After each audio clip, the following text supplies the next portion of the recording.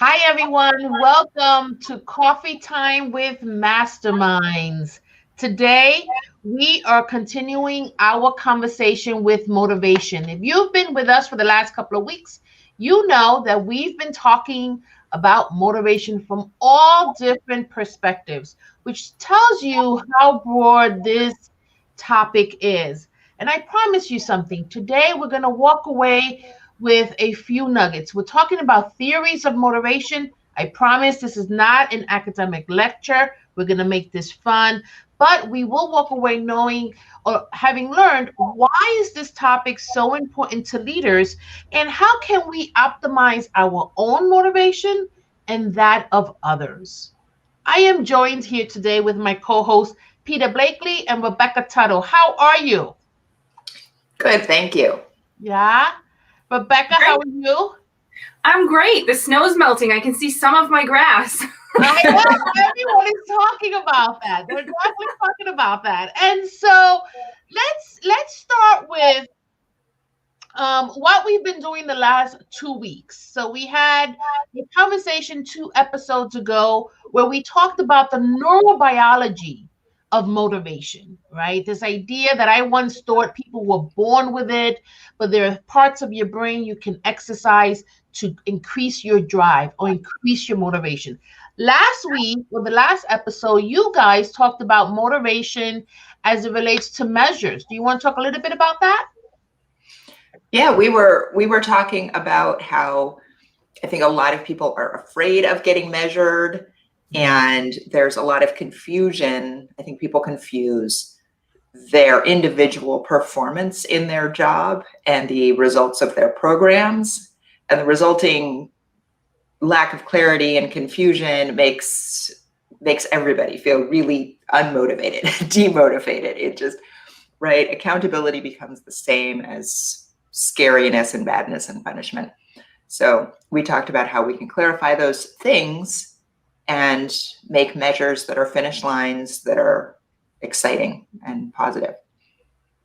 That's cool because the literature says that micromanaging deflates motivation, and some people perceive being measured or tracking measures as micromanaging. And so I heard you guys had a Yeah, lot of engagement. People are we talking did. about this issue. Rebecca, tell us a little bit what people were saying. They were just saying, that's spot on. These were great nuggets of information for us to bring back to our team, pointing out that even though you're in a crisis, you can still find ways to motivate your team. I thought it was a great dialogue. Yeah, yeah. Well, we've all seen motivation do interesting things to people during the pandemic. But I'm interested in the two of you. Since we've been talking about motivation, we talk about it off the air, we've talked about it on the air. Has this changed anything with you guys? What do you think about motivation? What motivates you? What motivates me is, even though we're still in the quarantine mode and we're kind of closed down, it's given me a lot more time to do reading, which I absolutely love. As you guys know, I'm kind of a book nerd.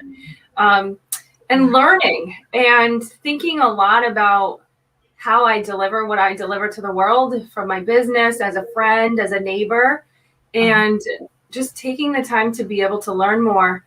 And how am I going to carry that out? So strategizing different ideas, and that's motivating because it brings a smile to my face from the creativity perspective, but it brings a smile to the face of the people I deliver it to. So that's motivating for sure.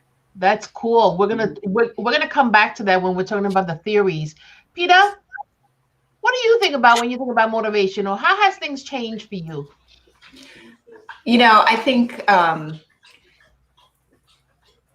we are missing a lot of the thing. I apologize if you can hear my dog over my shoulder.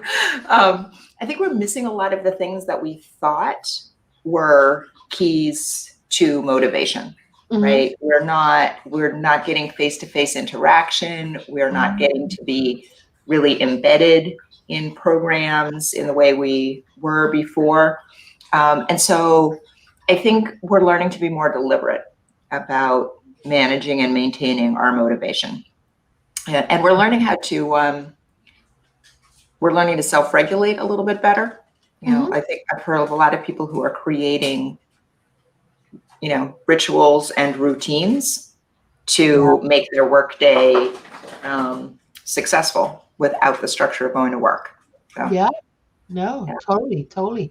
And I also want to engage our audience. It would be interesting to hear from you what motivates you. And also, please, if you're joining us, tell us your name and where you're from, as we always like to say hi. Rebecca, I just want to check in and see, have there been any comments? Or can Myra's here with us, and she says hello. I asked everyone, how do you think about motivation and what motivates you? So I think as we go throughout this morning, we'll probably get some responses. That's awesome. That's awesome. We would love to hear from Myra also. So let us know, Myra, what's motivating you. So let's go into the first theory. And this was called self-determination theory. And I'm going to put it up on the screen. And what the theory suggests is that there are 3 components to motivation. And believe it or not, we all talked about these, right? Competence, autonomy, and relatedness. Embedded in this theory is the idea that motivation is influenced by social factors, which are relationships, and innate factors, which are things that live inside of us, right? So a little bit different from 2 weeks ago where we talked about the neurobiology. What this theory says, and competence, people argue competence is the most important one. If people do not know how to do something or they don't feel like they can, they are less motivated to do it. Why is this important? Because if your organization does not have structures in place to train people, to encourage learning, and the expectation is simply do, despite whether or not you're good at it, people tend to deflate in their motivation. And the more confident we feel, the more motivated we feel. I see Peter nodding her head. Yeah. I mean, everybody hates tasks where they think they're not going to be successful. And I think that that's, you know, one of the things that we talked about when we were talking about measurement was when people feel like there's a measure and they're never going to achieve the target, it's super unmotivating. Yeah, no, it's pretty bad. Rebecca? You know, there's a lot to unpack in what you said. I'm thinking, you're talking about social, I wrote notes, so I'm reading off here. Social, you know, the innate, that piece that's inside of us, and then the relatedness. If you have toxicity in your team, you're going to struggle with motivation and self-determination. And I really appreciate how you said we need the social aspect to find that inner motivation within ourselves.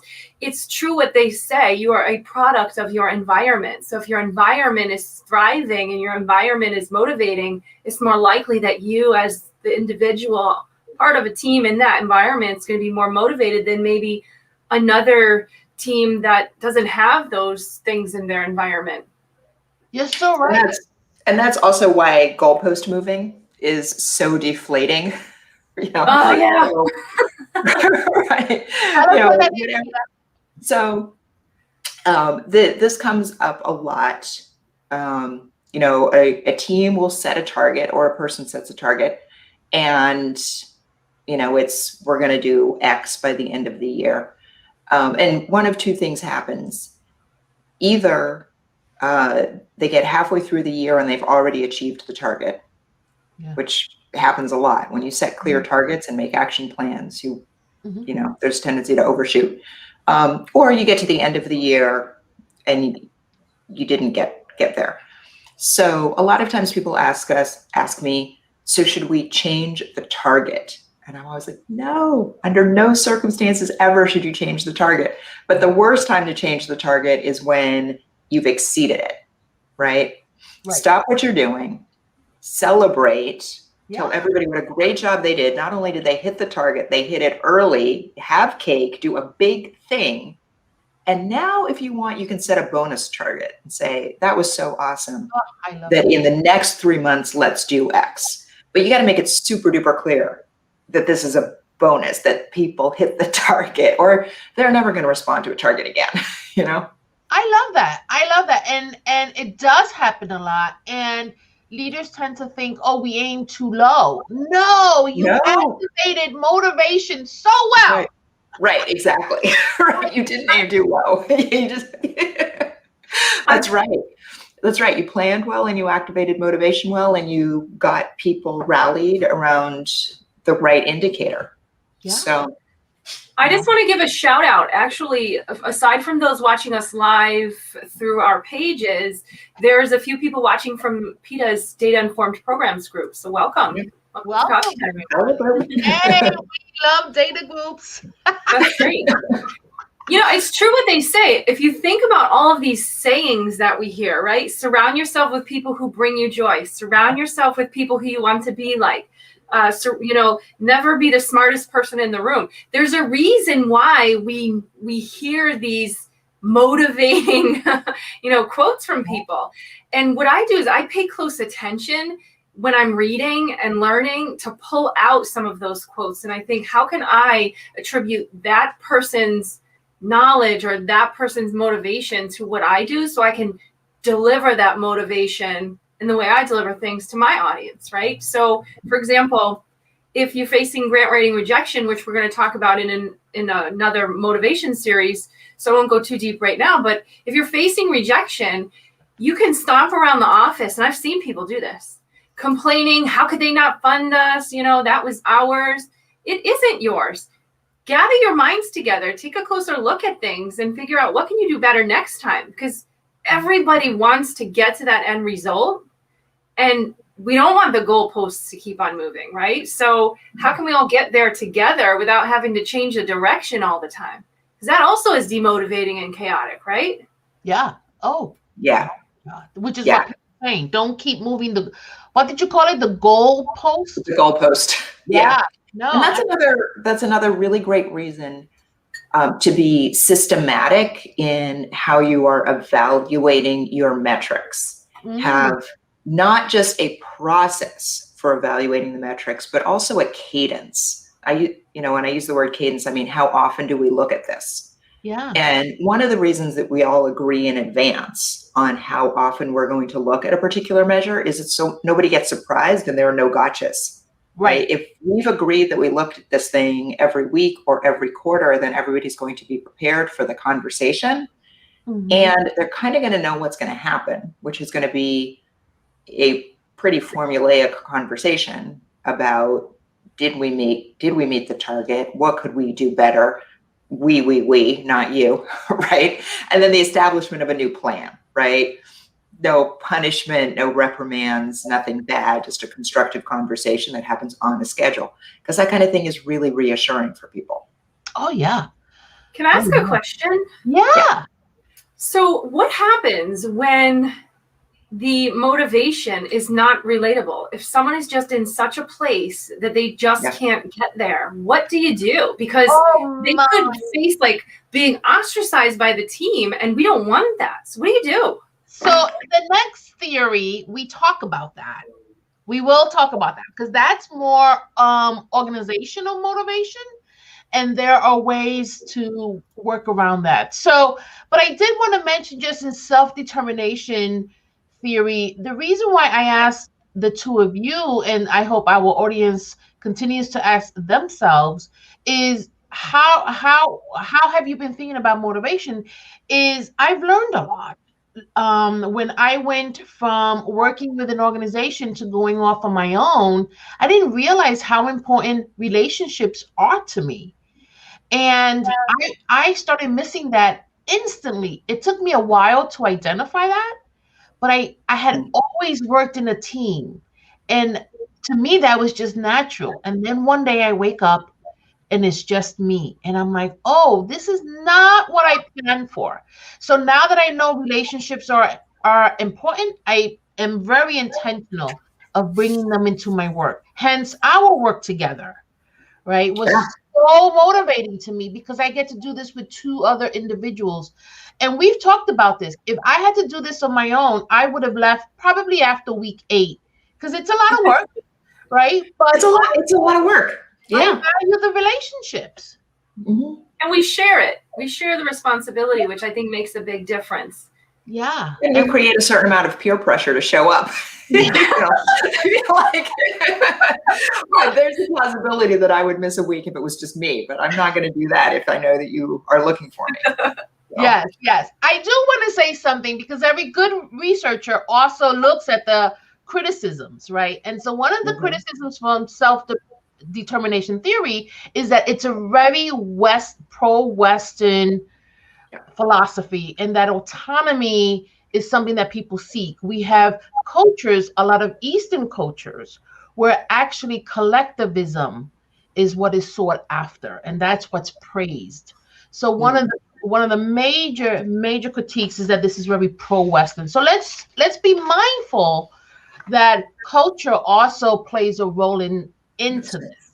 So let's go into the next theory, which is what Rebecca was alluding to. I like this theory because it looks at an entire organization, and it enables leaders to build structures to motivate individuals. So this one is called expectancy theory.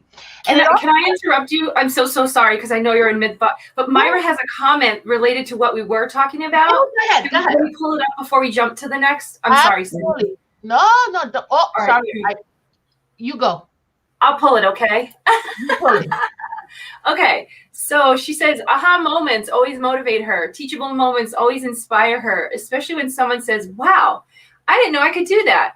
That's always cool to hear. It tells me that I'm doing something right. And she says, yes, culture is very important. Thanks, Myra. Yes.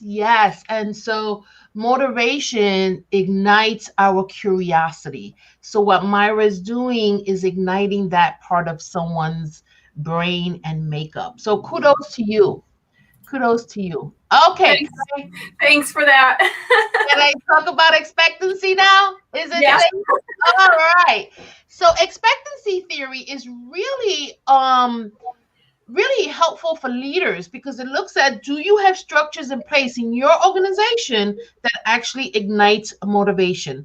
So expectancy theory says three things. One, individuals have to believe that their effort or their hard work leads to good performance. Sound familiar? Competence, right? If I keep working hard, but I'm not getting better at my job, I'm not going to stay motivated for a long time. So leaders, do you have professional development, workshops, trainings, mentoring, coaching opportunities for your staff so that their work leads to good performance? Okay. The second point is that the expectation, this is expectancy theory, is that my hard work leads to a reward. And then the last part is that reward is valuable to me. So let's translate this to organizations, right? If I work hard, am I going to get something for it? And whatever that something is, it has to be valuable to me. This is important for leaders because a lot of people seem to think that individuals are motivated by money and they get more money and more money. And the research says actually that is not a main motivator. Go ahead, Peter. I was going to say, bad mismatches between the reward and what the individual values are also pretty demotivating. I think they make people feel like they haven't really been seen. But also there are so many things that are free that are very, very motivating, right? I mean, public praise, surprises, like those things can be incredibly valuable to people. Yes. So let's debunk this myth that if you pay someone more. Now, there are some studies that show if you start out not getting paid enough and you can't meet basic needs or you are nowhere near the lifestyle you want to live, then the reward of money becomes a really interesting moderator to motivation.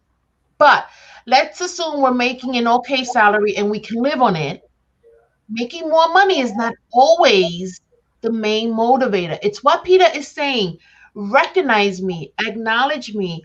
CEOs learning the names of their staff and knowing a fact about them. So as a CEO, you walk around and say, hey, Linda, I heard that you finished that report on time and it was really crazy. Thank you for that. Oh my God, that goes a long way. You have no idea.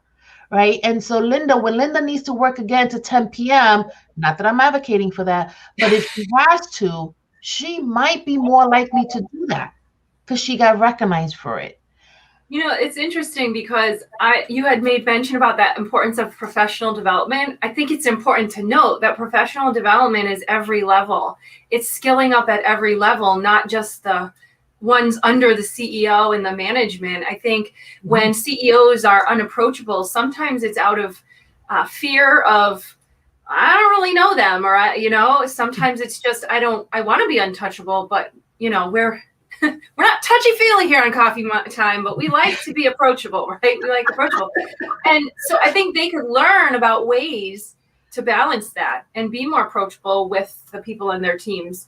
We have a question that I thought was really interesting. It says Facebook user. So if you're hearing this now, please tell us your name. But they are asking, what role does culture play in our motivation? Yeah.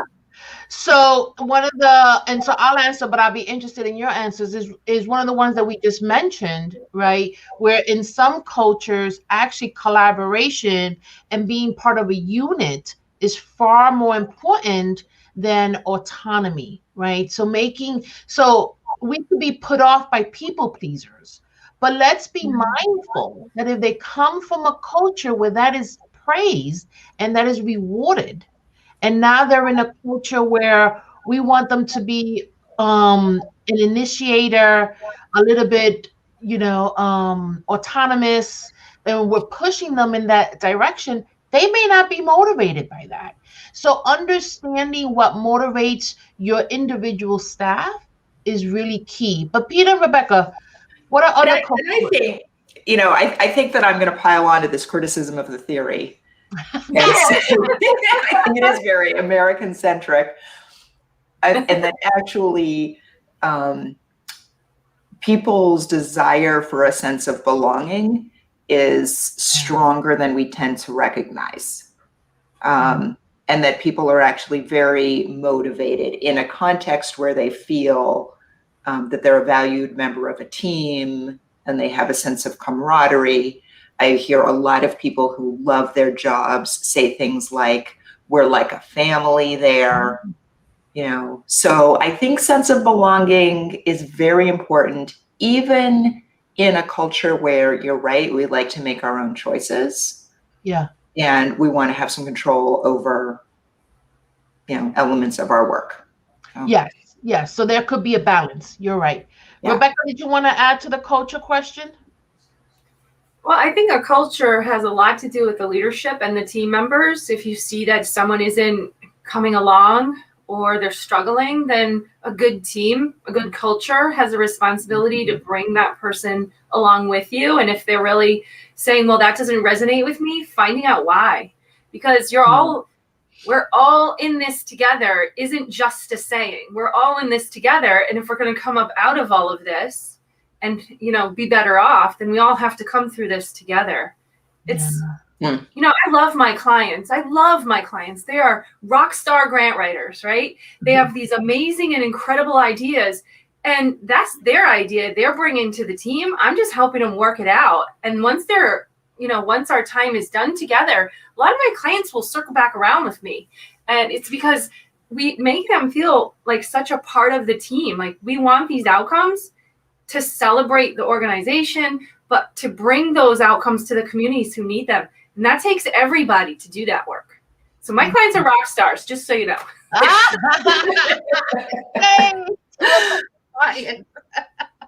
That's awesome. Yeah. And then I don't know if I mentioned, I wanted to do 3 theories. I actually didn't think we'll get through them all, but I do want to mention one more and talk about it just a little bit, and then we could add to it because this was more popular. But as you can start to see, motivation, we can look at motivation in all different ways. And I think next week we're looking at motivation for change, right? Which is where we see a lot of resistance. And so there's a lot of research about how do you get people to be part of a change initiative.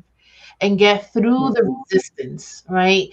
So the third one, and there are many, many theories. We've been studying motivation for about 50 years. So as a science. So is Maslow's theory of hierarchy. Hierarchy of Oh, I needs. studied that in grad school. Yeah. Was a psych major. We study that for all kinds of reasons, but in the world of motivation, that's been a theory that's been applied. This idea, and we see it in this pandemic mode, and we saw it definitely in the beginning that someone cannot be motivated until the level of need is satisfied for them to move on to the next level. Now, we can argue whether basic needs and other needs are in the right place. But this idea that there's a scaffolding to needs that leads to motivation is a framework we should think about. Because during the pandemic, people were struggling with being motivated. I'm saying that like it's past tense. In this pandemic, people are struggling with trying to get their home life, right, resettled because there's been a lot of disruption. And they've struggled on just focusing on work, right? So that's where you start to see it's very hard to work your way up that triangle. If you could imagine the triangle that we all learned, it's hard to go to the next level if you haven't dealt with the level that you're in, whether that's basic needs. People lost their jobs, or their spouses or children lost their jobs, whether it's the ability to attain so not self-sufficiency, but this idea that we have control over our lives, and we lost a lot of that. And for some of us, we've still lost it. So that framework that it's layered is an important one, and it's not one that leaders should push to the side, but really incorporate as they think about their own motivation, but also how to motivate others. Mhm. All right, I'm gonna stop talking for a minute. Tell me for a minute, for 4 minutes. Tell me, is this resonating with any one of you? Rebecca, is there anything from the audience that's Yes. highlighting how this is resonating? Myra says emotional competence is key. Knowing oneself helps to know the other person. Absolutely. You can't be a mentor if you don't understand yourself and what you're mentoring. Yeah. If you don't know what motivates you, it's going to be very hard to coach someone to get motivated. She says she has an answer for the Facebook question. Goals and objectives. Will be able to provide a culture to support them and encourage their achievements. Absolutely. It's success sharing. It's recognizing that everyone's a part of the win, but to get to the win, you have to bring everyone to that win. Yeah. You know, it's not one of those everyone gets a trophy wins, right? It's everyone has something that they can contribute to the end goal that you're trying to shoot for. And you want to tap into what is unique about them and what do they bring with them, that unique differentiator, we call it, right? Yeah. This is why it's so important when you're building your team or you have a new team member, even if you worked with someone for years, you should spend some time also getting to know them, build a relationship that speaks to what they want, what's the vision for their life, what do they want professionally, what drives them, what does not drive them. Have those conversations. They're very work related. So this is not, you're not digging into personal things if that's uncomfortable for you, but definitely understand who is working for you, because leaders actually have a lot of influence around an individual's motivation. So if you master motivation, you master productivity, in my opinion. I'm coining that term. I probably read it somewhere. Okay, we're coming to the end, but I'm interested. Peter, what is your takeaway from today's show? I think my big takeaway is that even the theories of motivation, they're useful frameworks, but there's not just one. and how many of the other topics that we have talked about that are intersecting with the idea of motivation and influenced by some of these theories. Yeah. Oh no, you're so right. You're so right. Rebecca. Rebecca, tell us and add anything from the audience if there's something we have not addressed. Myra has to go. She says relationships are a must. She'll see you next Friday. Our relationship with Myra is excellent, is a must. I know, and Renee and everyone else who watches with us, it's great.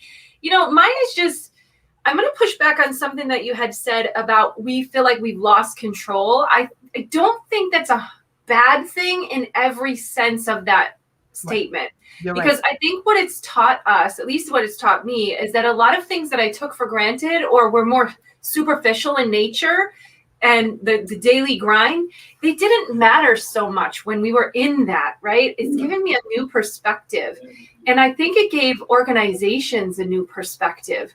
And as we're relating that to motivation, it helped them really pinpoint what it is about their organization that helps people, what it is that people actually need from them when they're, you know, as helpers.